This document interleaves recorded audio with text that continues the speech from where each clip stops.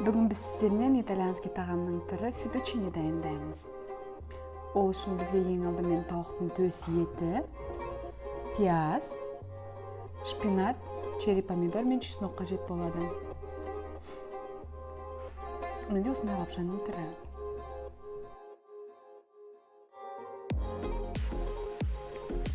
Ең алдымен пиязымызды экранда көрсетілгендей турап аламыз.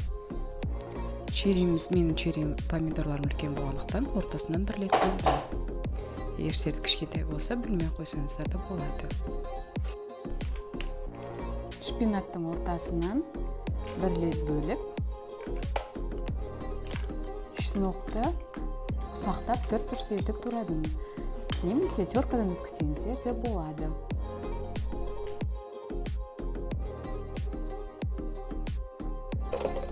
Табамызға ең алдымен майды құйып, қыздырып аламыз. Қатты қызған майымызға ең алдымен тауықтың төс етін жібереміз.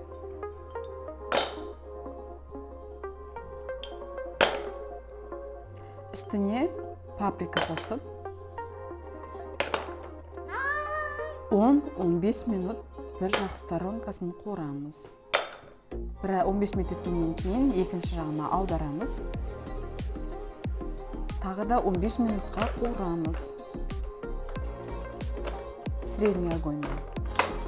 Қуырып алғаннан кейін тауығымызды алып қоямыз.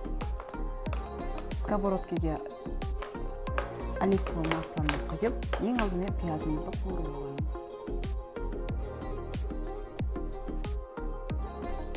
Бөлек ыдысқа су құйып, суымызды қайнатамыз. Тұз, су майы құйып, қайнағаннан кейін лапшамызды саламыз. Пиязымыз сарғайып қуырылғаннан кейін чесногымызды қуырамыз бірге. Лапшамызды араластырып қайнатамыз. Черри помидорымызды қуырылып жатқан чесногымыз бен пиязымызға салып, езіп алмай араластырамыз. 5 минут қуырғаннан кейін шпинатымызды саламыз. Астынан үстіне қарай аударып, араластырып, бетін жауып қойып қоямыз. 10 минут қуырғаннан кейін сливке құямыз үстіне. Татымына қарай тұз себеміз.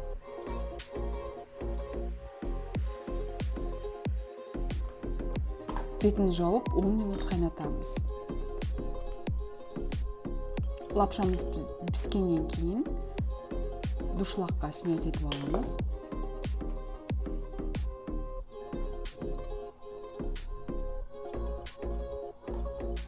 Минут өткеннен кейін лапшамызды саламыз және де араластырамыз. 2 минуттан кейін газымызды өшіріп саламыз. Тауықтың етін бетіне дәл осылай әдемілеп кесіп қойып, теркадан өткізілген сырды себеміз. Менің каналыма подписаться етуді ұмытпаңыздар. Барлықтарыңызға рахмет.